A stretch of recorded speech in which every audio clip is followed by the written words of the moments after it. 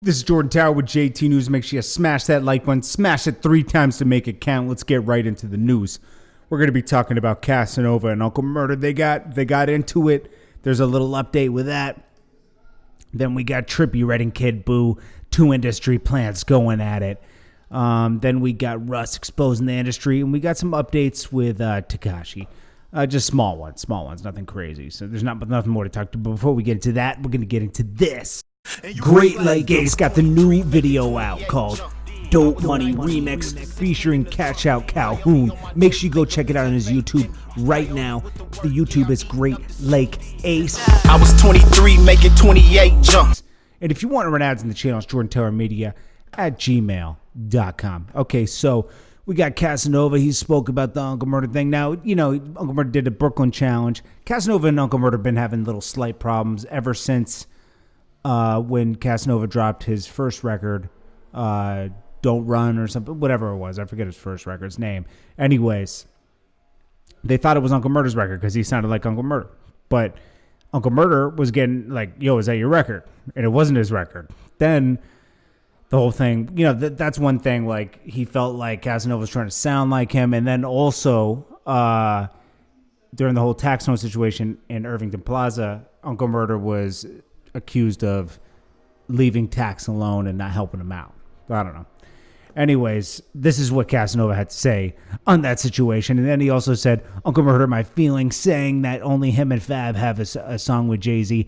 I'm getting him on the So Brooklyn remix. Clearing that verse. You know, because like Uncle Murda was saying, taking a lot of shots at Casanova. Listen to his So Brooklyn remix. You'll hear him. We already went over that in another video, so I'm not going to bore you with that. Anyways, here's Casanova. I don't know, man. I'm kind of confused. I think Murda think he came harder than me on that verse, sending me texts and shit like that. I don't know, man. I'm I want y'all to like paint this picture for me. Like, do Murda really want to like battle me? Do y'all want to see that? Cause I think I'll chew that nigga up, man.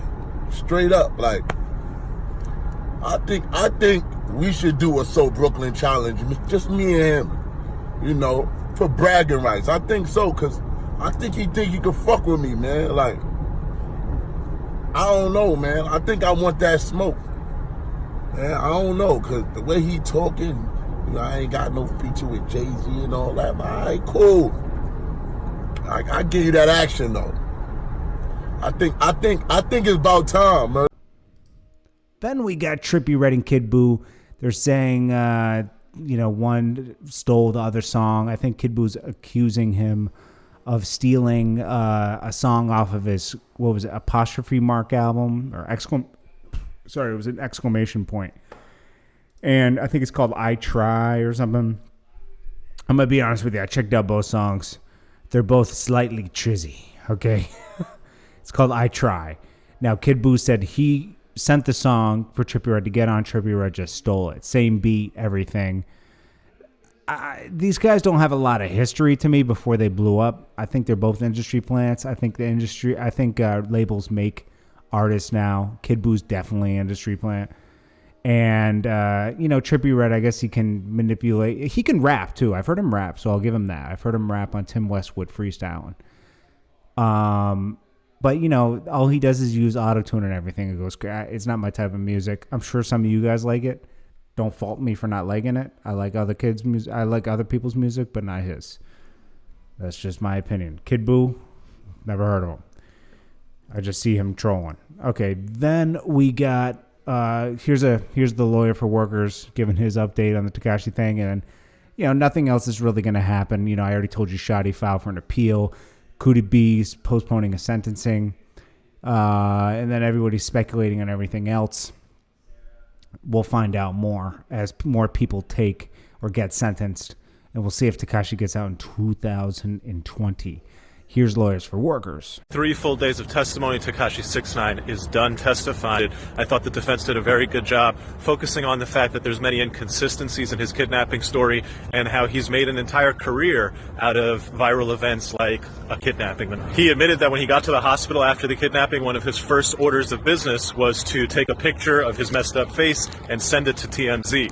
He admitted that this was all like a movie and that it would make for a very good movie. He admitted that he made it seem more than it was, adding details like he had been pistol whipped and that he had escaped from his kidnappers, when in fact, he was ordered, quote unquote, ordered to go to the car. So he walked into the car and got in there, and he didn't run away from anybody. They let him go. Exaggerate the value of his jewelry. It's not worth more than $1 million. The 4 rings, several bracelets, several chains, the 40mm Rolex Presidential altogether wasn't worth more than $350,000. The day concluded with the start of 6ix9ine's driver testifying. The trial scheduled to continue on Monday.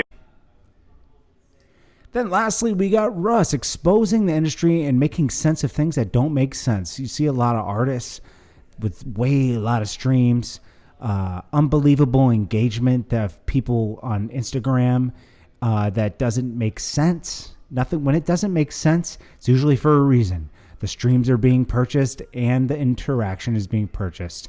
He exposes record companies for purchasing streams and interactions right here, and I agree with him. Thing called, it's like micro publishing, and they do it with streaming too.